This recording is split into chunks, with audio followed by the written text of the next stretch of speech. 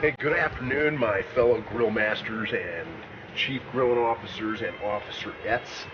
We are preparing everything grillside tonight. I'll tell you why.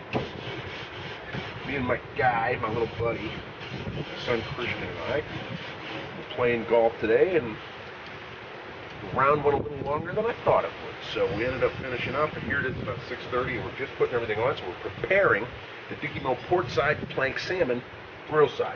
So didn't even have time to soak the bottom, so I may have a couple more flame ups than normal, but we'll keep it on relatively low. There you go, she's on. Okay, I'm going to give you a little history of the Dicky Moe and where it comes from out of the book here in a moment, the BBQ JOE Chronicles. So first thing, a little bit of lemon right on top.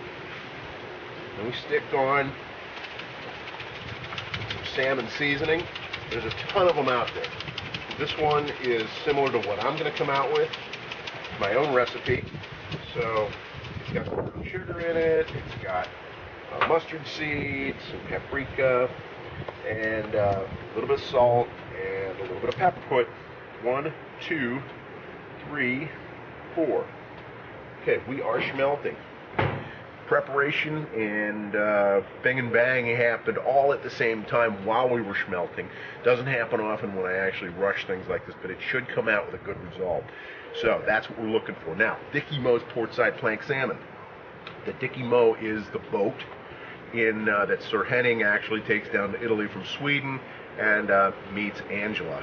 Angela's tri-tip, also one of the marinades in the book. So this is the Dicky Moe Portside Plank Salmon. It's a fantastic little recipe. It's fast, easy, convenient, tasty, and I'm glad you joined me. Now this is a red fish. A white fish, we'd be probably going with something like, a Chardonnay or a Sauvignon Blanc, maybe a Fume Blanc. And we could even do something like, on the Italian side, a Pinot Grigio or something of that sort. But tonight, I'm in the mood to have a red wine. Of course, I'm a red man, right? I am a Cherokee Indian. I got Swedish in me, German, Italian, I got all kinds of stuff in my butt, like most of you Americans. Okay, so on to you got to get the book, the BBQ JOE Chronicles, then you really understand why I named it the Dicky Moe Portside Plank Salmon. It comes out of the book as one of the recipes in fish and seafood. But now I'm going to go ahead and slow the world down a little bit here. And we're going to go ahead and try this beautiful little... Wow, that is just lovely. This is a Syrah.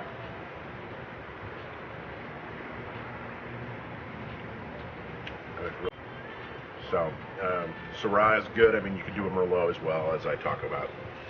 But this is a really nice one. It's got a lot going on, got a lot of oak in it. Really, really nice. So, marinate off and grill responsibly. We are grillside. About 10 minutes now.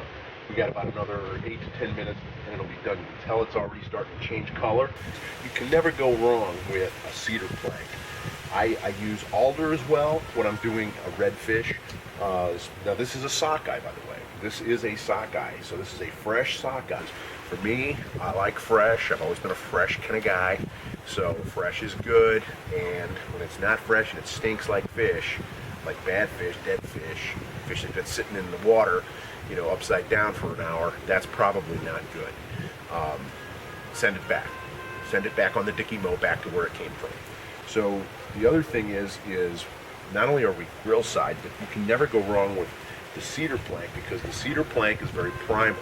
It is a very woodsy smelling wood.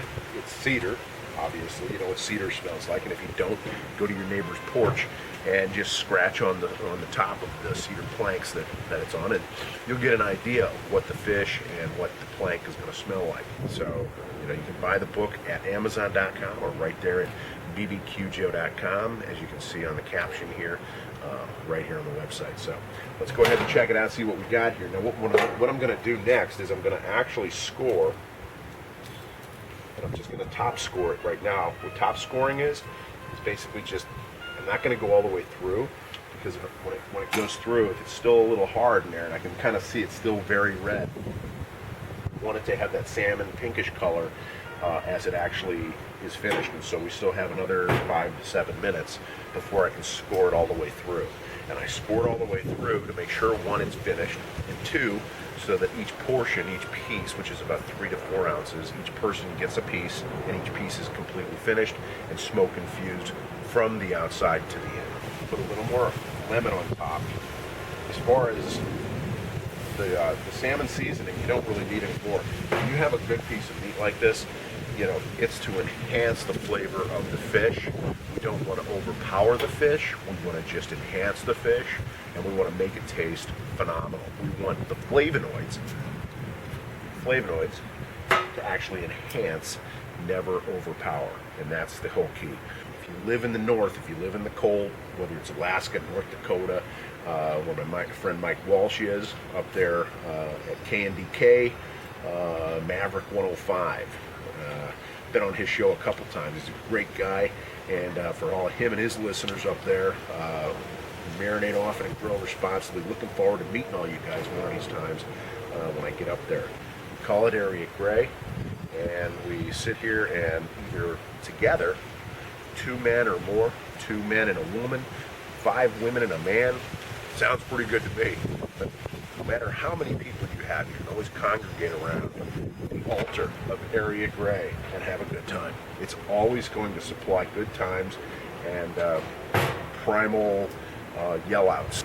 A 2-year-old male subject will actually hear it, and he'll actually start beating his chest, and he'll start climbing the walls coming in because he wants to be part of this primal male engagement. Well, see, now we're scoring perfect, and we separate. Scoring perfect, separate. Scoring perfect, separate. And we'll take that piece right there, move it aside, and now I've got about a 1/4 inch between each piece. And the smoke, as you can see, put it up like that. You can see the smoke is kind of infusing all the way around, and that's what we want to do. So what I'm going to do is I'm just going to move it sideways, just like that. Yep. We're going to go ahead and make that our little delish taste. That tastes awfully good already. I'm going to let it cool down for just a moment. But it's perfect because it was kind of overhanging over the plank. That is so freaking good. Oh my God. Wow. Sockeye is so flaky and so flavorful. I just can't even tell you. Flavorful, you want it moist, you want it tender. Those are the elements that make fish, chicken, seafood, anything on the grill, meats, makes any of it good. Now, we are going to go ahead and turn this thing off, and we are going to just let it smoke for the next 3 minutes. This is a 20-minute deal. That's all it is. Rock on, marinate often, grill responsibly, chop, sizzle, grill, eat. I am so glad you joined me, and I am really looking forward to meeting a lot of you as you've written in, and you're going to be at some of these events I'm coming up. Have a great evening. We'll see you next time.